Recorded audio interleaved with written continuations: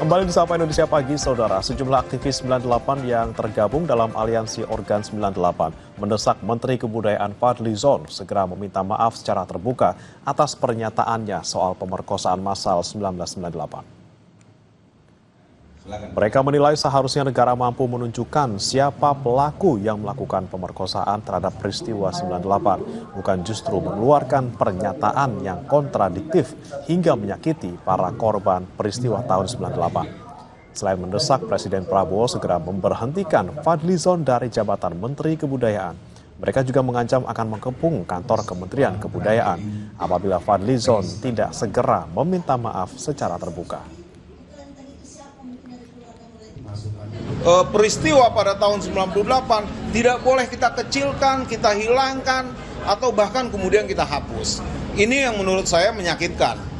Pernyataan seorang Menteri Kebudayaan seharusnya adalah negara mampu menunjukkan siapa pelaku. Kami akan mengecam dalam bentuk ini adalah bukan lagi pernyataan sikap. Kami sudah menyampaikan dengan tegas bahwa 30 hari ke depan jika tidak ada niat baik dari Menteri Kebudayaan menyampaikan secara terbuka minta maaf, kami akan melakukan aksi protes mengepung kantor Menteri Kebudayaan, dan di seluruh Nusantara, di seluruh provinsi akan melakukan hal yang serupa. Menteri Kebudayaan Fadly Zon menghargai perbedaan pendapat atas respon pernyataannya terkait pemerkosaan massal saat tragedi kerusuhan Mei 1968. Fadly juga mengecam segala bentuk kekerasan terhadap perempuan. Itu saya kira silakan saja berbeda pendapat ya. Tapi artinya argumen saya itu saya jelaskan gitu supaya tidak menimbulkan kesalahpahaman.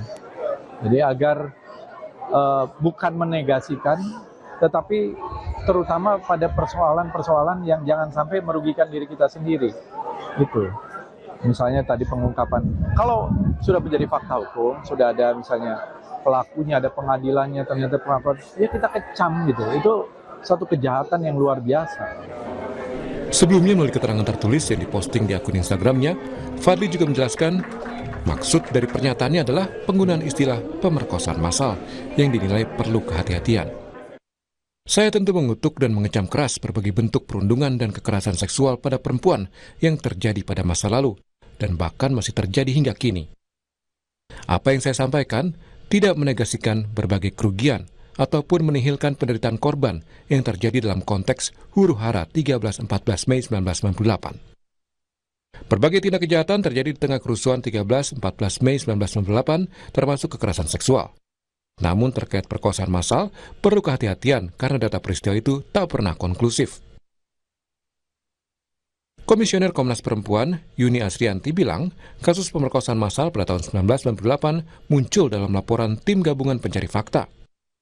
Dalam laporan TGPF, ada bab khusus yang menjelaskan detail bagaimana pola dan pemetaan titik peristiwa perkosaan massal terjadi. Yuni menegaskan bukti-bukti yang didapatkan oleh Tim Gabungan Pencari Fakta terkait pemerkosaan massal tahun 1998 telah menjadi dokumen negara yang tidak dikerjakan sembarang orang.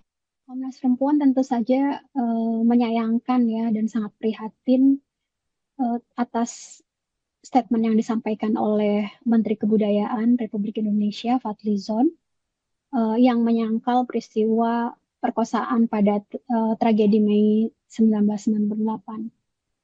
Saya kira soal adanya perkosaan pada saat tragedi Mei 98 sudah tidak bisa diperdebatkan lagi ya, karena di dalam laporan dari Tim Gabungan Pencari Fakta sudah dijelaskan dengan sangat clear, bahkan ada bagian bab yang secara khusus yang menyampaikan bahwa kekerasan seksual itu ada, perkosaan itu adalah termasuk kekerasan seksual yang paling banyak ditemukan oleh Tim Gabungan Pencari Fakta, dan bahkan perkosaannya bukan perkosaan biasa, tapi ini ada perkosaan massal.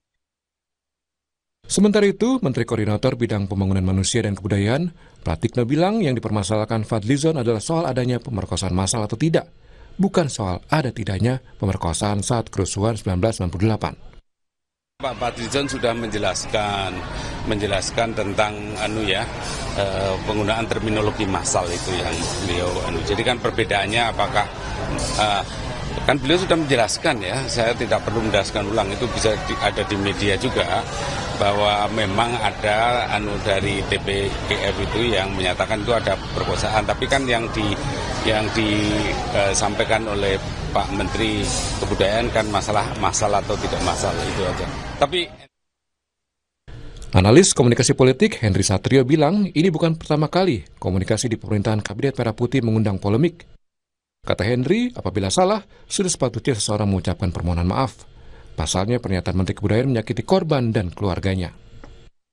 Tadi pertanyaannya apakah harus minta maaf? Kalau memang ternyata salah harusnya minta maaf. Harusnya minta maaf. Tapi apakah pejabat kita berani minta maaf?